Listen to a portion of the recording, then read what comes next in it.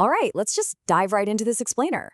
Today, we're going to investigate a truly terrifying figure from demonology. Her name is Nahema, and looking closely at the dark lore surrounding her is going to help us discover what she, and really, monsters like her, reveal about our most universal human anxieties. Now, I want you to start by asking yourself a pretty visceral question. Why did ancient parents fear the dark? To truly understand our subject today, we have to ground ourselves in the very real, pre-scientific terror of a world with painfully high infant mortality rates. Before modern medicine, the dark wasn't just kind of spooky. It was a time when inexplicable illnesses could strike the most vulnerable members of a family without any warning whatsoever. So, enter our subject for today, Nahema, who is also sometimes called Nama. She's a very prominent figure in Jewish mystical literature, and she earned several chilling epithets over the years that made her a source of absolute dread. She was known as the beautiful demon, the mother of demons, and, most horrifically, the strangler of children. Now, real quick before we go any further, I want to clarify our lens for this explainer. We're approaching this entirely as scholars, examining belief systems, not as practitioners. Demonology sits right at this fascinating intersection of comparative religion, folklore studies, and historical theology. So we are studying human psychology and mapping the architecture of human fear, not magic. Section 1, Origins in Jewish Mysticism. Let's trace exactly where the lore of this terrifying figure actually originated. It's honestly fascinating to see how a single, incredibly obscure biblical line evolved into such an elaborate demonological narrative. Nahema's name actually has biblical roots.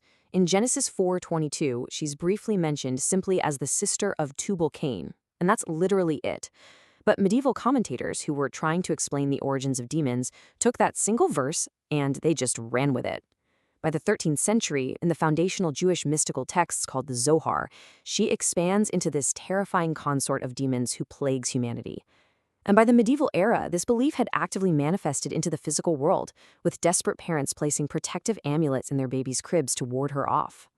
What's really interesting here is how Nahema contrasts with another famous figure from Jewish mystical lore, Lilith. In Kabbalistic cosmology, these two are actually often paired or contrasted. Lilith is generally seen as a figure of rebellious independence and sexual autonomy. She represents a very specific kind of patriarchal anxiety about women defying authority. Nahema, on the other hand, embodies seduction, corruption, and most importantly, the dark perversion of maternal instincts. She isn't rebelling against the household. She is actively destroying the children within it. And this actually perfectly illustrates a core concept in Kabbalistic thought known as the cliff oath. In this dualistic cosmology, every single aspect of holiness has a corresponding demonic corruption, basically a dark mirror. The Shekinah represents God's feminine presence, completely nurturing and sustaining creation, while Nahema is the exact opposite. She represents the total perversion of the feminine divine, bringing destruction and seduction rather than nurturing life. Section 2, the Strangler of Children. Let's shift our focus to the absolute most horrifying aspect of her lore and her specific targeting of the most vulnerable. You have to understand, the title Strangler of Children wasn't just some spooky campfire story. It dictated practical everyday reality for terrified parents. The prevailing belief was that Nahema targeted newborns during their absolute most vulnerable moments. Some accounts said she literally strangled infants, while others claimed she fed on their breath or caused them to suddenly fail to thrive. To fight back, parents would desperately hang specific amulets inscribed with the names of protective angels, Sanoi, Sansenoi, and Samengaloth, right near the cribs.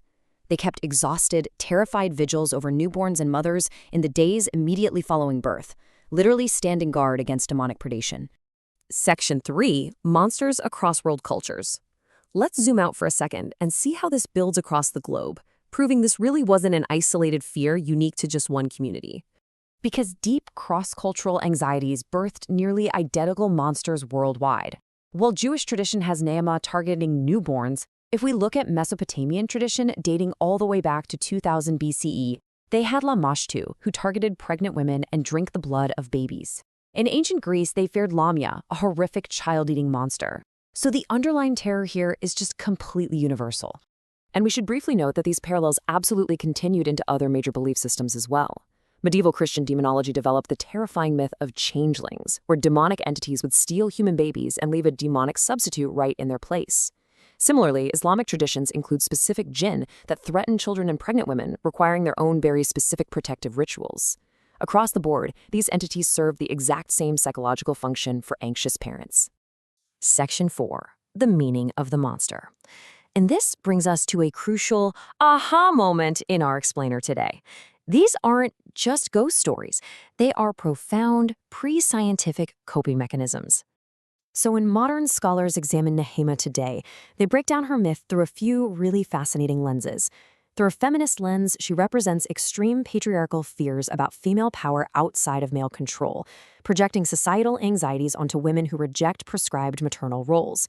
Anthropologically, the belief in her actually brought communities together, reinforcing solidarity through shared protective rituals and regulating social behavior. But the psychological lens, well, that one is perhaps the most heartbreaking. It views Nahema as a literal externalization of parental guilt. Because the absolutely crucial point is this: the demon provided a narrative framework for inexplicable tragedy. I mean, just imagine the crushing grief of losing a child to what we would now understand as sudden infant death syndrome or some undiagnosed childhood illness. In a pre-scientific society, parents had zero medical explanation. Blaming a demonic entity like Nahema gave parents an explanation for the unexplainable, and, most importantly, it completely absolved grieving parents of the crushing guilt that they had somehow failed their child. To wrap up our narrative arc today, we really have to recognize that Nahema is so much more than just a monster. These theological constructs directly reflect our deepest human fears. They're elaborate, desperate attempts to assert some semblance of control over a fragile existence that often feels entirely hostile to our most cherished hopes. In studying demons, we are, without a doubt, ultimately studying ourselves. So, I want to leave you all with this final, provocative thought. We've seen how ancient societies built terrifying monsters to explain their lack of control over the dark. But if our monsters are just mirrors reflecting our societal anxieties, what do our modern fears say about us today? What are the new demons we've constructed to explain the chaotic world around us? Think about that, and keep exploring.